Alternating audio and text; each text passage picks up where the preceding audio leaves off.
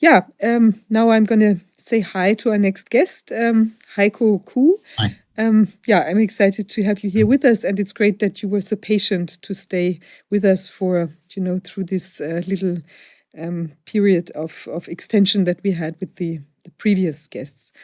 It would be great if you could introduce yourself, so our audience knows what you've been doing. Perhaps I may say something, because we had contact, and I was eager to speak now with Heiko, and I think he does a great work. And I tried to get this contact because I think it's so important to get to know what happened in China, where everything began, what we are talking about, and to understand a little bit the Chinese system. We were just talking about CIA, a totalitarian system, about Politburo in Russia, and we have to speak about the Communist Party. We did it once. We had already Chinese guest here, but I think it's very important to understand more, because China is a very shaping power in this world. And so I'm very glad that you can talk to us. Thank you. My name's Heiko Khoo. I'm half Chinese, half German. I got interested in systems, basically what social systems operate in society. When I was quite a young man, I was interested in East Germany. I was interested in China. And I went to East Germany and to China in the in 1989, when everything was kicking off. And I've been interested ever since that time in why the East system collapsed, why China did not collapse. That was a sort of founding focus of my adult life. When the COVID story started, I believed this, for my sins, I believed the story. And I was one of the people that Wolfgang Wodarg described as a panic macher. With justification. At the time, I thought this was a genuine disease, not that I knew anything about disease. And I thought the response in China was a reflection of their capability. People talk about the capability of a system, the ability of it to achieve certain things. And I thought that was a positive thing at the time. But afterwards, from direct experience in Britain, I began to realize what a lunatic asylum we'd ended up in. So I joined in, both from following what you were discussing and Sukarit Bhakti was discussing, but also the early discussions in Germany on television with Klaus Puschel and Heinrich Streeck, led me to conclude that the whole thing was a I joined in with the protests, or at least the mechanisms of controlling society being used had nothing to do with epidemiology or with healthcare. And only really a bit later did I begin to look back at what happened in China to understand the dynamics and the real details of what happened. And I've gone back over 20 years of the Chinese story to, in particular, the beginning of the SARS story. And this was sort of threaded together by a number of things that Wolfgang had said about coronaviruses in general that led me to look back at the first SARS virus. And it remains true no matter where you look. And you can look on Google Scholar at thousands and thousands of articles that mention SARS. And just to reveal how weak the scientific foundation is for this discussion, is that all of them will say that SARS appeared in 2002, disappeared in 2004, and vanished until such time as something new came along in 2019, with a little interlude in Saudi Arabia with MERS in between, which was something, according to them, something totally different. So when I looked into this, I discovered that the lead epidemiologist and the guy in charge of the campaign against SARS in 2002 to 4, and also in charge of epidemiology and the SARS-CoV-2 response in 2020 up until now, Zhong Nanshan, he's the top guy, he's way above Lauterbach in Germany or Christian Drosten. He's like the top man. I mean, his role in SARS-CoV-2 was seen almost like a sort of Yuri Gagarin figure for China, a sort of hero of the people. I did never understand that suddenly such a virus was there, a beta coronavirus, very dangerous. And then when I see all those airplanes going around the world, all those people traveling through China from one end to the other and around the world and everywhere, 10 million passengers a day flying around the world, that such a virus just disappears. It is crazy to think that. He's part of society, of the global society, such viruses. And they are there in many varieties, and they change everywhere, not only in one place they start. And so there is no logic in this narrative. This is what I saw from the beginning, and I'm very happy. You know the person now who was telling the narrative. Well, I mean, Zhong Nanshan himself, he rejected this. He said that SARS had not disappeared, and he provided evidence for this. Not only did he critique the American head of virology, Catherine Holmes, in 2006, but in 2010 to 12, he co-wrote a study that showed that 20% of children in Guangzhou, which is a huge city in southern China, had antibodies to SARS. Yes. So if that's the case, why was this ignored? And why have the entire mainstream taken this point of view? I mean, I wrote in the Substack, you know, when Donald Trump said SARS-CoV-2 might just vanish, everybody laughed at him and they made him look like an idiot. And yet, in reality, this is exactly the proposition that they're suggesting as to what happened to SARS. It's quite mad. Yeah. So that's the one side to it. Yeah. And it was Wolfgang who put me onto this, to look into this question, because of his analysis of the coronaviruses in the Glasgow report, of being 5 to 15% of every cold season.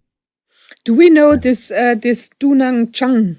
I don't know if I pronounced it right correctly. So is that the name? Do we know what kind of affiliation he has? I mean, is he part of the political party there? Yes, I guess. I was wondering, do we know if he's on a payroll of anyone, or is this just like what's his agenda? He's a practicing doctor, a lung specialist. Mm-hmm. In China, he's a Communist Party member, but that doesn't mean much in China. He practices on a daily basis. He's known as someone who's basically representing or trying to represent the positive in society. You know, like just in East Germany, there were people who tried to make everything work and tried to make it as good as possible. So in China, there are plenty of people like that as well. And Zhong Nanshan, I would say, is probably generally within that category. But that doesn't mean that he won't bend to pressures, and certainly did bend to pressures during the course of the pandemic. One of the key things to takeaways from the Wuhan lockdown is that, funnily enough, it was Xi Jinping who called for a reopening of China after only a couple of days after the lockdown. So on the 3rd of February, so 23rd of January was the lockdown, but Xi Jinping called to reopen on the 3rd of February. And that was Hubei and Wuhan, which is 65 million out of 1.4 billion. In the first lockdowns, 30% of China was locked down, 70% was not locked down. And Xi Jinping looked at the data, which was obviously presented by Zhong Nanshan and by a couple of other experts from the National Health Commission. And the data showed that the numbers had gone down. The numbers being infected had ceased before the increase in people being infected had ended before the lockdown came. So the infections began to decline at the period of the greatest communication. And this is a peculiarity, which I don't know, I think it needs to be much more widely investigated, it seems that the evidence from China shows the more intercommunication between people, the more the numbers decline. So the exact opposite of what you'd think, because Chinese New Year in 2020 was the biggest movement of people in the history of the world. There were over 1 billion people traveling around the country, visiting friends and families. I mean, it's like Christmas and Sylvester all put into one Chinese New Year. Everybody goes home to meet their family and friends. They stay in very enclosed environments with their family. But on the period between the 23rd and the 25th of January 2020, and yet the numbers went down throughout that period. That's the numbers being infected. So yes, what you had was what you saw afterwards was a tail off. You know, people became ill, people became, but some people died. But this was actually from the events that had happened, the infection process had peaked on the 17th of January. That's according to their data. Now, you might turn around and say their data's wrong, but the peculiarity of it is that that's the justification for the lockdowns. So if their data's wrong, it would make them look foolish. They've got no reason to present such data in that way. So why do you think that it was like this, Wolfgang? You know, when I see this, all those pictures, all those graphs, and the curves, and how the cases which were counted and which were not counted, I try to find them from the Chinese Center of Disease Control. I find the number of cases, and I found the number of deaths who were attributed to those cases. And I found out that there was only one or two regions in China where it was extraordinarily higher than normal, and the rest of China was not touched by the whole thing. And I found it was not very logic. And when I was examining this in February, this was in February 2020, and when I tried to find when I was just observing this, there came this news from China that SARS-CoV-2 is over, that COVID is over. And they just stopped the whole thing in a very short time. And I think the first cases, they came in the second week of January or so. It started with the cases climbing a little bit. And then in the end of February, in the last week of February, it was already gone. And this doesn't happen. Yeah. This is not possible. This is just what we heard. There was a guest two sessions ago. We had a Chinese guest here in the Corona Ausschuss, and he was telling us that they can fabricate any statistics they need, and that you cannot rely on the statistics that are published there. And this is not only in China. this we see. You know, you can see only the discrepancies between those statistics and ask questions. Then what is plausible and what is not plausible? But you have to be very suspicious that those epidemiological statistics are made to give reasons for political decisions. Yeah, but in the case of the first wave or first period in China, there would be no logic to that, to the figures that they gave. The figures are illogical, inconsistent with the argument that the regime intended to use it as a means for lockdowns. In fact, on the contrary, you might then say that would be an alternative. Would you say, okay, look, they gave these figures which showed that it was over in order to reopen as quickly as possible? That might be possible. But of course, the argument has been given around the world that China's the driving force for the lockdowns. So it wouldn't really work from that point of view, from that political analysis of China's dynamics. And I go into some detail about what the internal political dynamics are in China that led this to happen, because there was enormous discontent at the decline in the healthcare system for the mass of urban residents. And there's hundreds of millions of urban residents who've come into the cities in the last 20 years. And these people have an expectation to have improving living standards and so on. At the same time, if they want to get healthcare, they have to pay, they have to queue, they get inferior treatment. There are people who stand outside hospitals and offer their services to people, disgruntled patients or their families who've lost loved ones or been injured, and they will go and protest in the hospital. The hospital gives compensation and tries to calm things down, because the number one priority of party cadres in China, so officials inside different organizations, is to maintain stability. And if they can't maintain stability, they can be sacked or be removed or be imprisoned or whatever. And the consequence of that is there's this pressure from below that I think led people to reject the orders from above to reopen and to impose this sort of, I've got some power, I can control who comes in, who comes out, I've got some say now. So they became suddenly important. Haben sie wichtig gemacht, the little bureaucrats, the petty bureaucrats.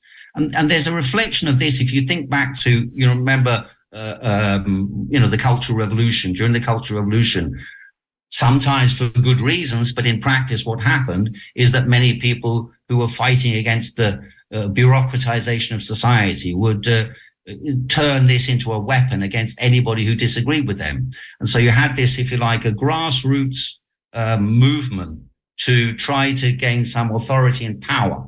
And that was in direct opposition to what Xi Jinping and co wanted.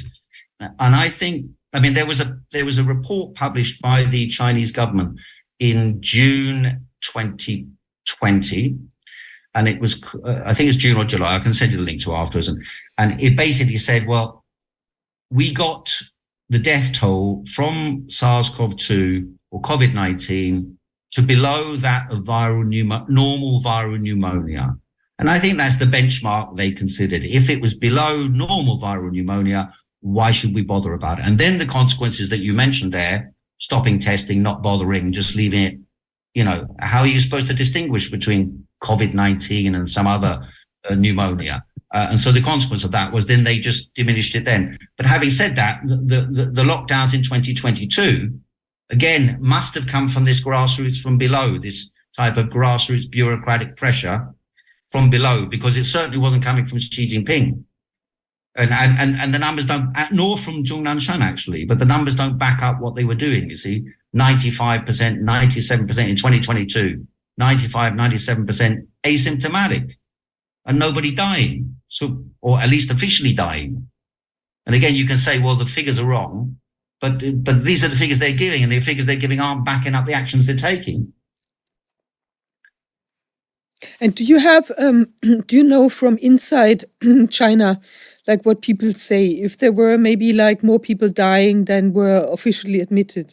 We heard from Manyan Ning from Epoch Times, who was here, like Wolfgang mentioned him, and they have their dissidents, and they obviously don't live in China anymore, but they have good contacts also to like people who are close to the governmental crowd, basically. And they say that, like for instance, now with these seemingly, that new virus that's now seemingly attacking children, like there's a new wave or whatever it is there. And they say, and then they say that from China, from the reports that they get, like from people they know, that yes, at this point in time, there's more children maybe in the hospital for whatever reason, might also be a different, rhinovirus or whatever, than usual. And so I was wondering if you have like information, like straight from the horse's mouth, basically, like from the people on the ground saying, yes, more people died, or no, it was like just like the normal things. The normal. Yeah, I don't really have anything more than anecdotal stories about that. Mm-hmm. Just on the Epoch Times story, at the very beginning of this story in early 2020, Steve Bannon was linking up with Epoch Times, which is some of the articles, I saw the interview with Wolfgang a few days ago, it was perfectly fine. Many articles that Epoch Times will publish are very good. But Epoch Times is run by a religious sect called Falun Gong. And Falun Gong have got their own agenda, if you like, pushing around the whole story of COVID. They were arguing that China was turning into a totalitarian state.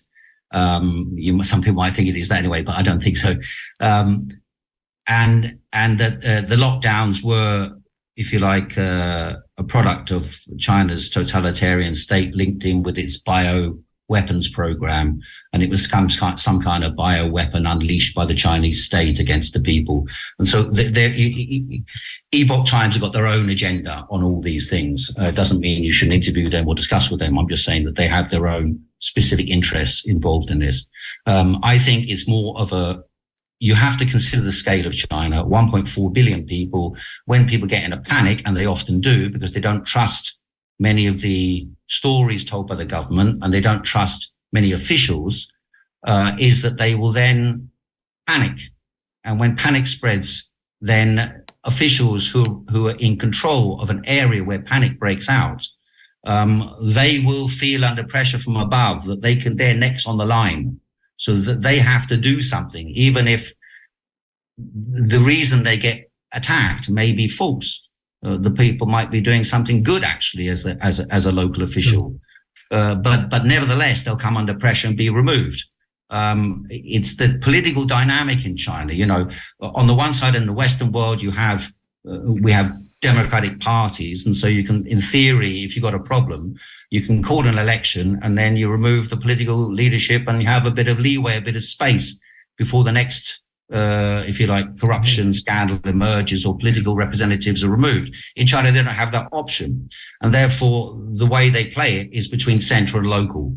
So the local authorities are generally, when a protest emerges, local authorities will have to deal with it. And if they don't deal with it, central authorities will say, look, we found out what you're doing. You're messing up. We remove these officials, we remove those officials, remove those officials, and they're to blame. This would, to my mind, I think we should see a China where it's not unique, where you have different reactions over the country. So where someone is on the local level, who is very strict, who is very afraid, and who does a lot of things, and who try to put some very heavy measures on the people, and maybe the other one who is not under pressure doesn't do it. So there should be very different reactions throughout the country. Yes. When the same threat is, if there is a threat, or if there's some news about a threat in the whole country, it can be very different in the single regions how China is reacting. Is there a sign for such an inhomogeneity? Yes, exactly. I mean, as I said, we all think about Sweden as being the place which didn't lock down. Well, significant parts of China never locked down. One city would be locked down, another city would be open. They tried. After the first lockdowns in Wuhan and Hubei, Zhong Nanshan said, we will in future only lock down like one building or one little area. And they tried to do this, and they tried to link this together with some digital surveillance systems, which they thought would be able to monitor and control everyone who's got anything being in contact with anyone else, and then shut down those local affected areas. But they did it there where the camera was. Yeah, but none of it worked. They thought it would work, but none of it worked. And it all broke down. All the digital systems for surveillance and control broke down. But of course, we did see images which were circulated in the Western media, some of which are probably true, some of which may be false. But you've got to think of scale again.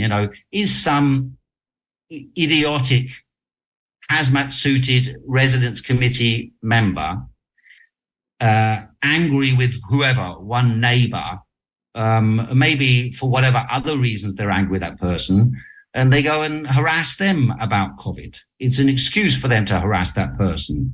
But actually, the COVID isn't really the issue. Or some overzealous lunatic kills someone's dog. That type of stuff that all appeared in the Western media, short videos. Even if all of them were true, it wouldn't mean that in China the general experience was that. Exactly the opposite. And in some communities, they were letting people in and out of the community, even though it was a controlled entry and exit. And in other areas, they had a severe blockade, stopping people coming in and out. Again, that might be related to the fact that about 1 in 10 adults is a member of the Communist Party. So there will be different, let's say you're living in a housing, most people in the urban areas live in quite high-rise blocks. So there might be a relatively senior person inside the housing block who has their word and says what happens in that block. And the residents committee will be scared. The same stories, we know them, such mechanism with people from big cities in the eastern part of the world, the communist part of the world. So even in DDR, in the big cities also, you have those, yeah. So, but how much does the word of the Communist Party weigh? I mean, do people like the normal person, a normal school teacher, or like a normal butcher, or whatever the job might be, do they really? Sorry, are they scared of or like completely obey to what the political party says, or is it like, okay, you say that, but actually we're doing something else, and we're not really afraid. The surveillance systems for all these this giant amount of people doesn't work anyway, so they don't take that seriously. Or is it like, I mean, what we hear in the West, that they have this social credit point system, and it's like full blown, completely dominates the life of the people, and everyone adheres to what they say.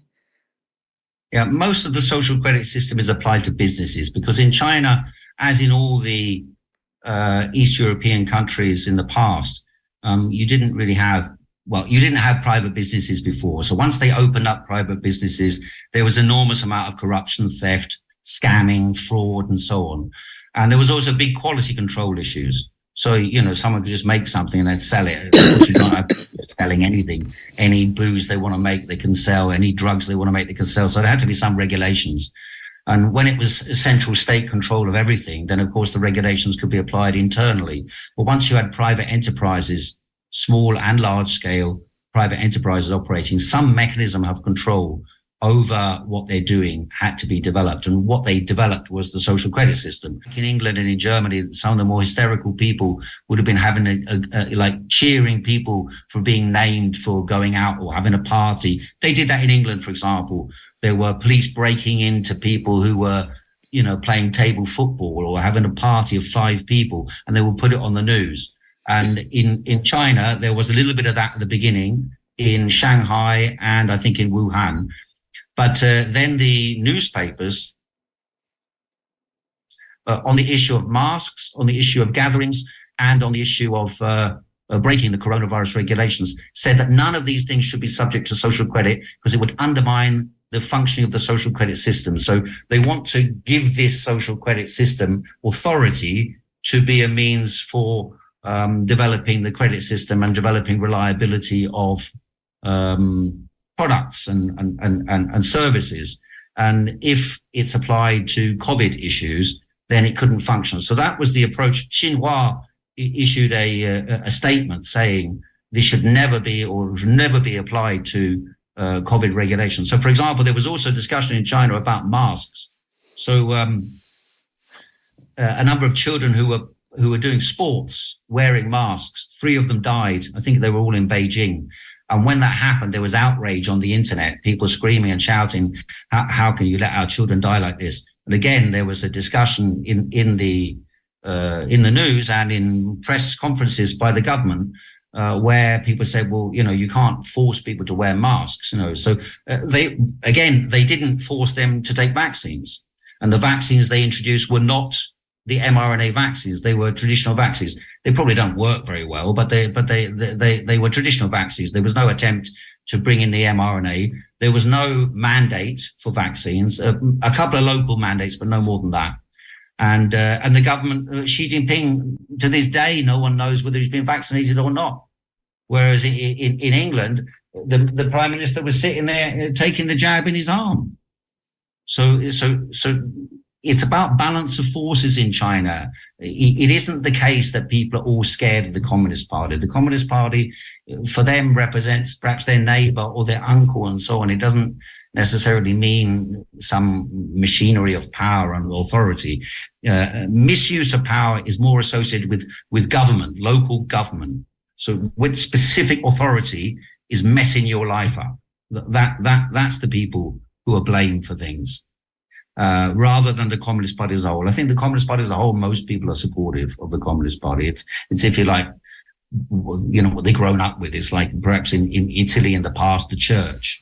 It's associated with good and bad, but in general, it's just the government. It's not It's not a machine of control over everybody. That's not how people see it, And they're very militant in China. There's a lot of protests, demonstrations, unrest.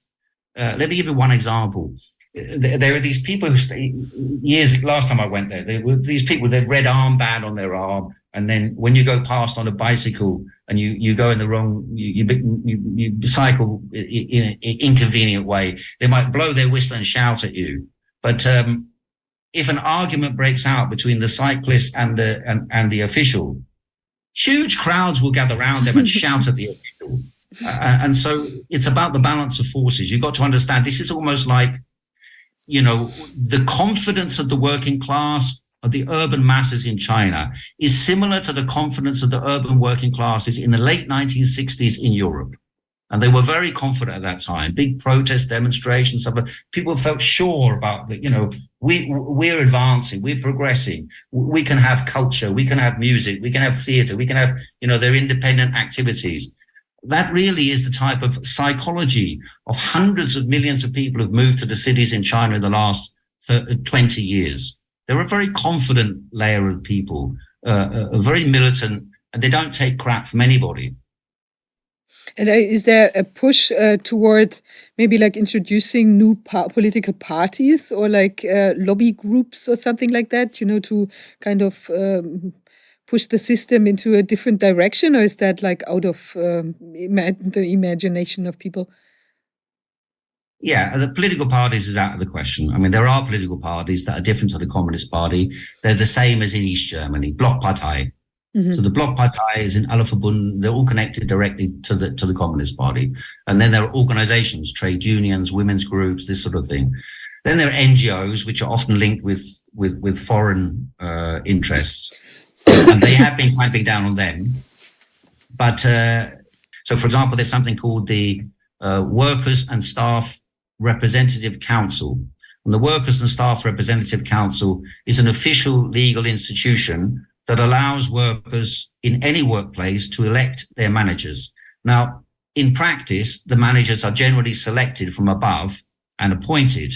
But if there's 10, 20 people in a workplace of 100 who want to cause a bit of trouble, they can call an election of the Workers and Staff Representative Council and remove the manager. And an example of that is the residence committees, because in the 1980s, in the rural areas, the peasants were allowed to have independent elections, including non-party candidates could stand for election. And in the urban areas, there was no such similar democratic organization. So the organization that emerged, peculiar enough, is the one that was decisive in the lockdowns. And that's the organization called the Residence Committee. The Residence Committee is elected from the people to be representatives of the people. They're not necessarily members of the party. It's just people in, let's say, a housing block or a community. And they are responsible for grassroots issues amongst the population. And then they have an official who is appointed on a short-term contract, but he's not a party member. It doesn't have to be a party member, who's called a grid manager. So that's this system of about between 300 and 1,000 households are involved in what's called a grid management system. They'll have one grid manager, and they'll also have an elected residence committee. So the residence committee and the grid manager are not party organizations and are supposedly sort of grassroots democratic organizations that connect to the people. But funny enough, these were the agencies that did, where they did bad things in China, it was these organizations that did it. Mm-hmm. And do you think they were like acting out of fear because they were so infiltrated by propaganda or something like that? So was there a giant panic propaganda with regards to COVID?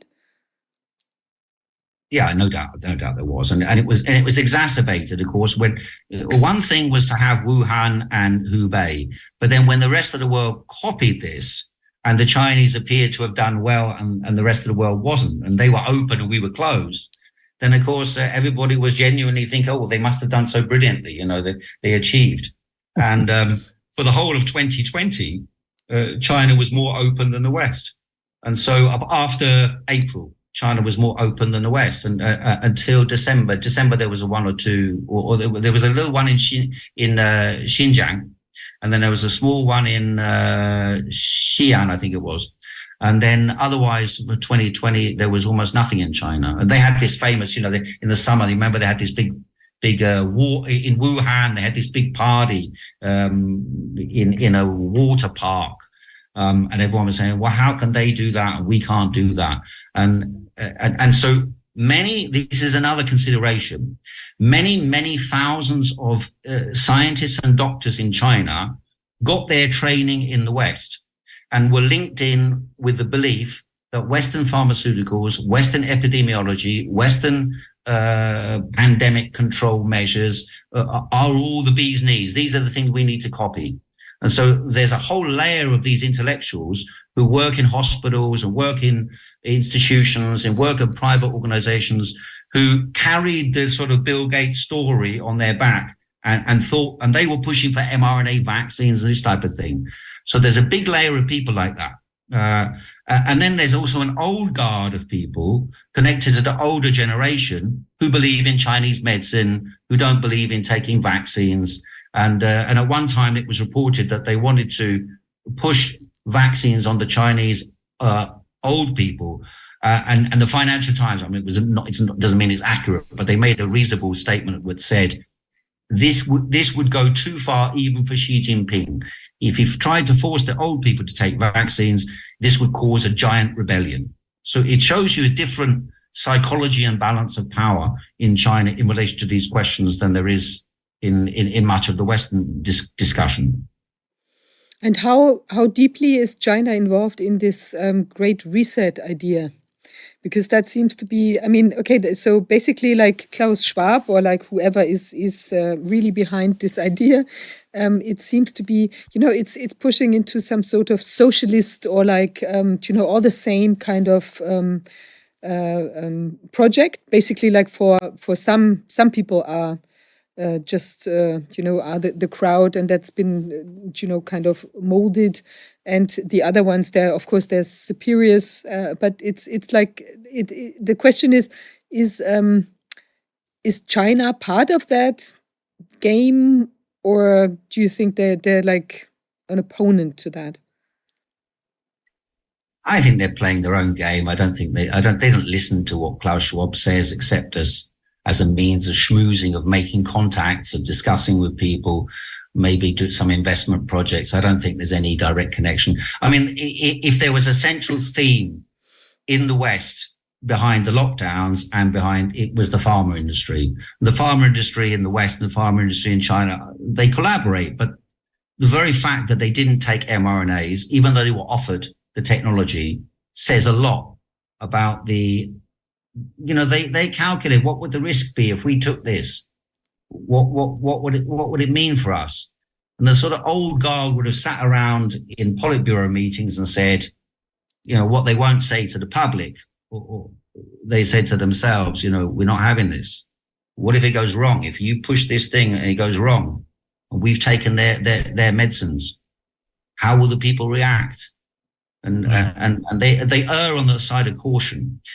Where Klaus Schwab and co come in is because they think that the Chinese system is based on authoritarianism and state planning, driven by, if you like, just by Communist Party, military hierarchical power.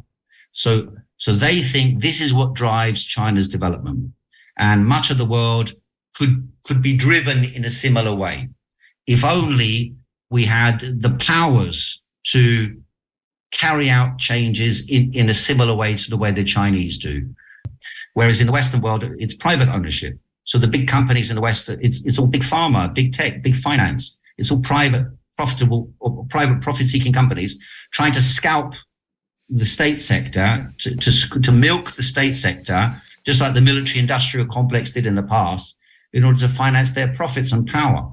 And so I think it's, even though Klaus Schwab uses language that emulates, if you like, some of Xi Jinping's talk, these worlds are as different apart as between US imperialism and the Chinese state. They're vastly different entities in their internal dynamics, what makes them move as a society and as a government and as politics. Which we just spoke with Professor Werner about this totalitarian systems which were copied from the Soviet Union and copied from the system in China, and now the CIA tries to do something in the Western world. So this is what we were just speaking about, and he told us at the same time, he told us that there are in Asia, there are regions where the bank system is very decentralized, where the banking system is giving money to those people who produce something, because they know if we have small banks and if they're close to the producers, the productivity will rise. Right. And do you know, in China, were there such ideas discussed? Was there first a big banking system, a centralized banking system, and then they decentralized it? Or what's the structures of the banking system in China? Yeah, there are state-owned banks, which are the biggest banks. So the whole discussion the whole of my own PhD a few years ago was about this type of question. How do they transfer resources to the state that allow them to do the type of planning they do, whether good or bad planning? I mean, some of it is idiotic, some of it is quite successful. So house construction, for example, is quite successful. Provision of infrastructure for modernization has been successful, there's no doubt about it. Railway infrastructure, this type of thing. Now, how they do those things, at what cost to the people, those are other questions, but they're legitimate questions. But at the same time, to deny that China has progressed enormously would be nonsensical.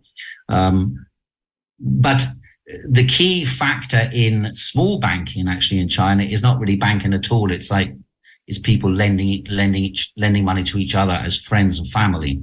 That's a huge part of Chinese economic life. And that's also how, for example, Chinese are famous for going around the world and traveling around the world and setting themselves up. So one element, for example, of the process of Chinese students going abroad. So a lot of these people became doctors, engineers, scientists. They go abroad, they study in America. So the aim might be within a Chinese family, somewhat quite big, like my Chinese family. There's hundreds and hundreds of them. My father, his generation, he had 10 brothers and sisters. So there's a huge family. So these family networks get involved in supporting, for example, you get one member of the family from a village or a town who goes to America and studies, then that's a conduit to transfer wealth abroad and to develop that family network. So that's a long-standing historical thing in China, that you get these sort of what they call guanxi and family, like connection, bureaucratic connection, nepotistic, if you like, Blatt, they used to call it in Russia, but it's more intimately connected with family history in China than it is in the West. And then you also had one of the reasons why Alibaba, Jack Ma, got in trouble a couple of years ago was because of his network of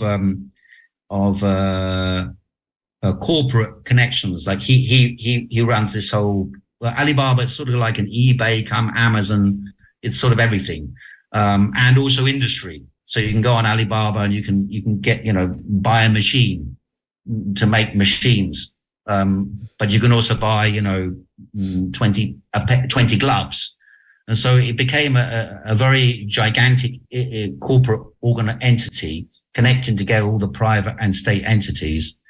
And it also began to offer private finance to people. And that's when the government intervened to try and stop them, because they didn't want finance falling out of control of the state. So basically, nearly all banking in China is state-owned. But having said that, lots of the state-owned banks are relatively small-scale banks or citywide banks, which they get resources and they can allocate those resources on a local base, but they also speculate elsewhere. They also speculate outside their own area. And these banks, do they have to be profitable, or do they just get like a sort of a certain amount of money that they can distribute as some sort of like this Investitionsbank, or like this like a fund, basically a governmental fund for like economic propelling economic growth, but it's sort of like a not a proper bank. That's a business, a commercial bank. How does that work? Yeah. I mean, the whole of the state in China, whether it be the Communist Party, It's the army, the judiciary, the big state-owned enterprises, and the banks. They function on. There was a theorist by the name of János Kornai who I sort of bounced my PhD off against him, and he's like a Hayek supporter and this type of thing. But he was a very good analyst of the Soviet system. He lived in Hungary for decades and was a senior figure in the Hungarian economic thinking. And he argued that one of the key characteristics of these societies where you have public ownership dominating the economy and a communist party in power is that you have something called the soft budget constraint, which means basically when money is given you your direction, even if it ostensibly is for profitable purposes, in actual fact, it's a grant. It's not really a commercial transaction. So, for example, if you want to borrow from a state entity, then you're probably not going to pay anything in interest rates or next to nothing. And if you can't pay it back, then they just cancel the debt. Mm-hmm. So, I mean, there is a lot of that in the West as well. Of course, in 2008, they did a lot of that as well. But in China, this is ubiquitous. That's how the system functions. It's a transfer from the private sector to the public sector as a general rule in the Chinese banking system and the Chinese economy as a whole. Mm-hmm.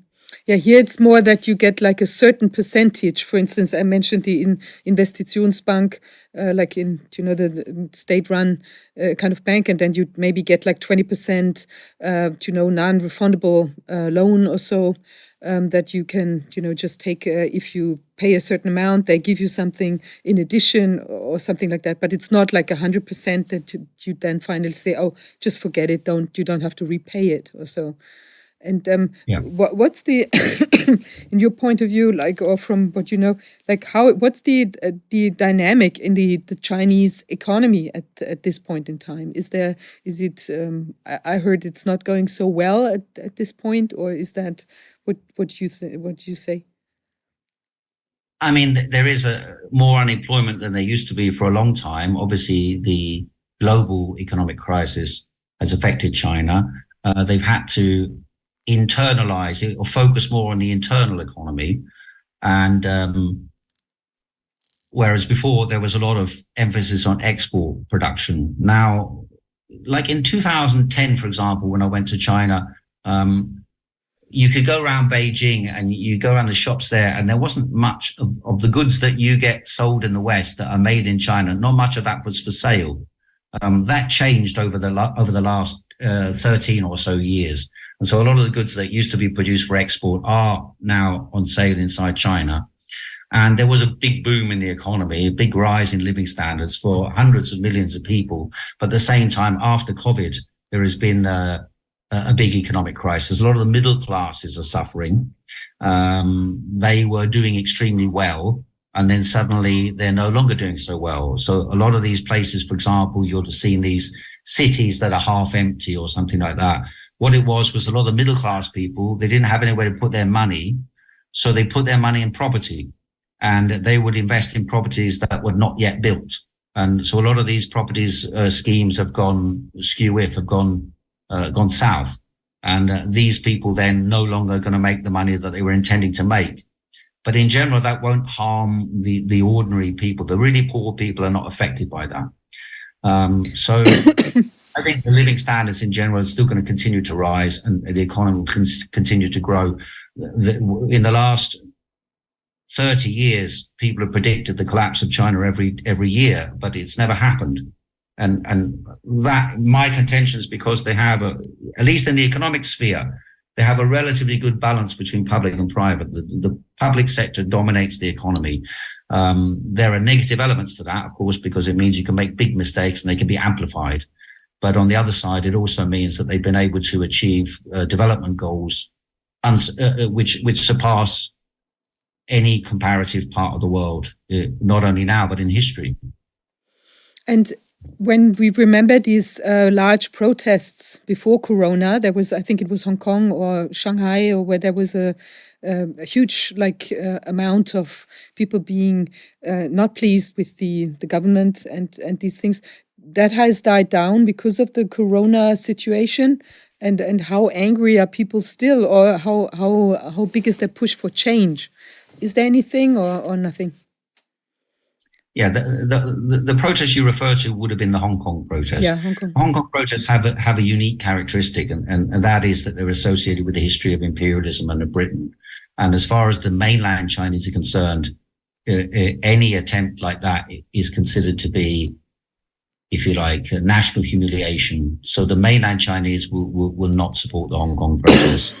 That's why, of course, they remain isolated. On the other side, one of the reasons why I think they did take the measures they took in 2020 initially was because they thought that there might be people see a protest somewhere else. It doesn't mean they agree with what the objectives of the protest are, but they might think, well, they're protesting in a militant fashion, and if we want to fight for our rights, we could copy the way they did it. And so I think there was a bit of that in the decision to make the lockdown in Wuhan, Hubei as well. But if you take the protests in 1 year ago, which lasted about 1 week, the protests were quite small, but they achieved their objectives within a few days. And we were protesting for 2-3 years or 2.5 years in Britain and in Germany and in Austria, and against the most brutal attacks by the state. And yet when they did take to protesting in China, there were quite small protests, and suddenly the Western world was all cheering, yes, freedom and democracy in China. But the same people who said we should be arrested and we're plague rats in Britain. And so the hypocrisy of that is ridiculous. In Hong Kong, one of the reasons the movement died down was because the people who organized the lockdowns in Hong Kong were the people who organized the protests. So here's a peculiarity, because the protest movement, the Occupy and free and umbrella movement, this type of thing against creeping power of the Chinese state inside Hong Kong, many of them took on the role of fighting COVID during the last years. And of course, they were susceptible to the propaganda in Europe and America about how dangerous COVID was.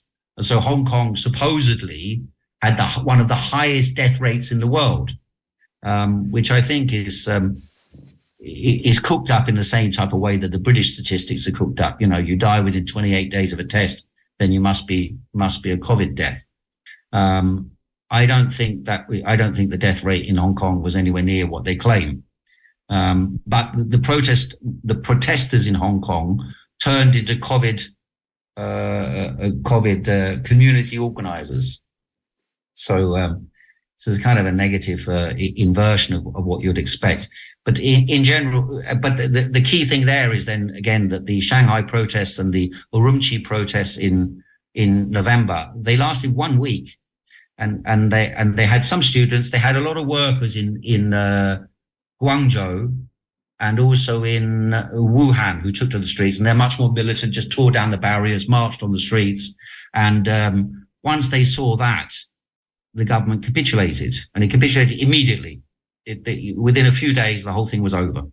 Mm-hmm. So all it required was that to get them to change policy. That's interesting.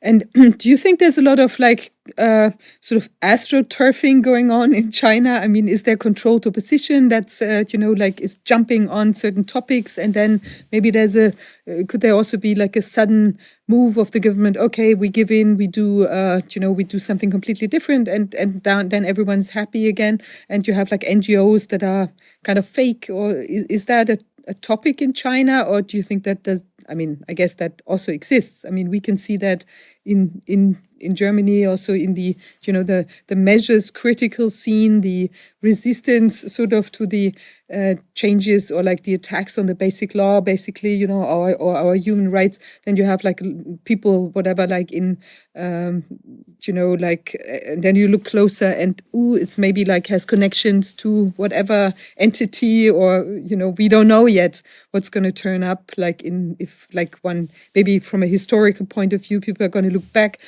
like at the last 3 years, then maybe you're going to see, oh, wow, this person was connected to that organization, and they kind of, took the resistance and came out with their own agenda.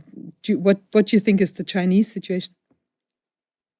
I mean, in relation to this white paper movement, the movement at the very end, I think it is possible amongst the students, particularly Beida and Tsinghua. These are the two elite universities in China where the leaders of China come from. Nearly all of them are graduates from there. And so it is possible that they got a bit of encouragement, you know. When I was in East Berlin in 89, there was a group at the Humboldt University called List Lenin. And it was set up with the help of Margot Honecker, and it was allowed to have a certain freedom of discussion so that they could accommodate themselves in the event of Gorbachev-type changes taking place.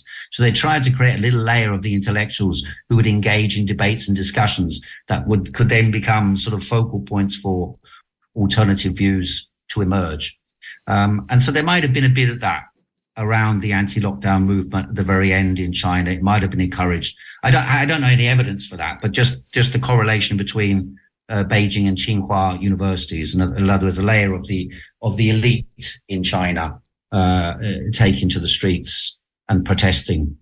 But the key thing was that there was a genuine movement from below, particularly among sort of urban workers in Guangzhou. There was a recent piece from an Australian journal called Made in China, with a couple of Chinese authors writing a piece about migrant workers in southern China, because in southern China, a lot of the migrant workers might do 2 jobs or 3 jobs. They might have their own business. So they're trying to get up in society. They've come from the country. They've got a job doing this, got a job doing that. They're moving up and they're mobile. So like in the 1960s in Europe, the European working classes could move from one town to another, get a job in one other town, leave one job, get the other job, because there was not much unemployment and you could get better wages. And the consequence of that, they were quite strong and confident. And there's an indication that that was the case in Guangzhou. And these were the people who suffered during lockdown as well, because they weren't registered. They weren't officially living at the places. So there had to be like hundreds of thousands of people in these sort of urban, outside urban areas where the people have been moved out and moved into new accommodation. So the original village residents have been moved into a bigger accommodation of flats in the cities, and an influx of migrant workers move into these communities and engage in all these type of textile industry activities and small businesses. And these people aren't officially on registers. And the consequence of that was local governments turned a blind eye, the authorities turned a blind eye, but it meant also that when they did lock down these places, they didn't get provided with the resources that the main urban residents got provided with. So they would have been much more angry about what was going on. And when they took to the streets, the game was up, because there are many millions of these people in all the big cities, or in many of the big cities in China. Wow. Yeah, it's a very, very complex system, and it's also, it's like so huge, so it must be so diverse in a way also. You mentioned also these, how much it depends on the local authorities, and maybe, like how friendly they are, also like cultural things, I guess, like in all the places is different ways to deal with one another. I mean, if you have such a giant country, basically. But it's interesting that there's, some sort of common sense as well, or some sort of, I don't know, like connection. People are self-organizing. Yeah, self-organizing. People are just self-organizing everywhere. You cannot avoid that. That's good. Yeah, so I very much appreciate, and I very much like your Substack, where you write all the stories. You made a big research and had many topics. I think you made 9. I seen you made 9 different Substacks on 9 different topics. Is it right? Yeah, there's 12, I think, in total. Yeah. Mm-hmm. Yes, and I think I could very much recommend people to read that, because you get all the literature, you get all the sources, and it's a very good work you do. And I'm very glad that you tell us something about it. We should continue to do so. Yeah, we'll do. I have one last question, like with regards to like the near future, what do you see on the horizon? I mean, is there going to be like another virus scare, or like another, whatever scare to get people afraid or like move together? What's for instance the take of the political party on the climate change issue, or like some other issue that could divide or unite people behind a certain topic? Do you see something coming up? You mean from the point of view of China or the point of view of everywhere? Well, I mean everywhere, but especially with the focus on China. Yeah. I mean, this story that came out a few weeks back about some new virus in northern China, the very fact that they just ignored it and said it was some existing thing, says a lot. There was a piece in the news a couple of days ago that said that a lot of people in China are no longer subscribing to the government's insurance system for healthcare, which means there's a layer of the population who've been impoverished and do not think they're getting their money's worth by putting money into the healthcare system. So there are serious problems at the grassroots level where the state has to intervene to, if you like, side with the masses. You've got to think that the Communist Party leadership always have to think, what can I do that makes me look good in the eyes of the masses? Because if we don't keep them happy, we could be hanging from the lamppost in a month's time. And so that's a key factor in calculations in China. I think that there will be, I think China will continue to grow for several years. I don't think the Communist Party is in any danger of being overthrown. We're not in a 1989 scenario in China. I think you could talk, maybe come back in 10 years' time and think about where China is. But the idea it's about to collapse, I think, is incorrect. But there is the internal dynamics in China shape the system, and the internal dynamics are not simply Xi Jinping says, everyone does, and that's what I'm trying to, if you like, show in the articles that during the lockdowns, this simply wasn't what happened. In fact, Xi Jinping was one of the first people saying, end the lockdowns. And everyone just said, no, wrongly, actually. But there are different stories to make the people do what you want as a government. And what about Taiwan? What is the function of this threat, of this? There is always a tension between China and Taiwan. Is it used by politics to influence the people, to make pressure on the people, or to reach something which is not directly mentioned? Yeah, this is really an American-Chinese conflict. It's not really, it's mainly that. It's and of course, in the event of a serious internal crisis, it might be possible for the regime for the government to push the Taiwan issue to the fore. I don't see them doing it, to be honest with you, but they're very cautious, contrary to what there was a story in the news this morning I saw in England saying so-and-so, some member of parliament in Europe had been in Belgium, I think it was, been an agent for the Chinese, and he was some right-wing party.